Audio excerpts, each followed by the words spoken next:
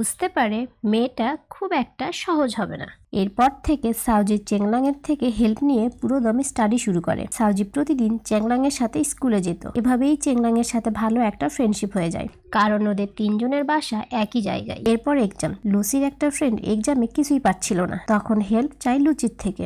লুচি কাগজে লিখে ফ্রেন্ডের দিকে ছুড়ে দেয়, বা কাগজটি সাউজির কাছে এসে পড়ে। সাউজি ম্যামকে না বলে কাগজটা লুচির ফ্রেন্ডের দিকে দিতে চায়, বাট পাচ্ছিল না। অনেক ট্রাই করে যেই কাগজটা পায়ের নিচে নেয়, তখনই ম্যাম দেখে ফেলে আর ধরা পড়ে যায়। ম্যাম সাউজিকে বলে, তোমার এই এক্সাম দেওয়ার কোনো রাইট নাই। সাউজিকে হল থেকে বের করে দেওয়া হয়। লুচি অনেক করে ম্যামকে বোঝানোর চেষ্টা করে যে কাজটা আসলে লুসি করেছে, বাট ম্যাম কিছুই শোনে না। সাউজি অনেক কান্না করছিল। নেক্সট ডেতে সাউজি ওর মাকে নিয়ে এসেছে টিচারকে বোঝানোর জন্য। রুমে ঢোকার সময় দেখে লুসি আর ওর ফ্রেন্ড টিচারকে বোঝাচ্ছে যে চিটিংটা ওরা দুজনে করেছে। এটা দেখে সাউজির মা বলে, তুমি তো অনেক ভালো ফ্রেন্ড পেয়েছো। পরে সাউজি লুসিকে থ্যাঙ্কস বলে। চেংলাং বলে, ও আসলে একটু দুষ্টু,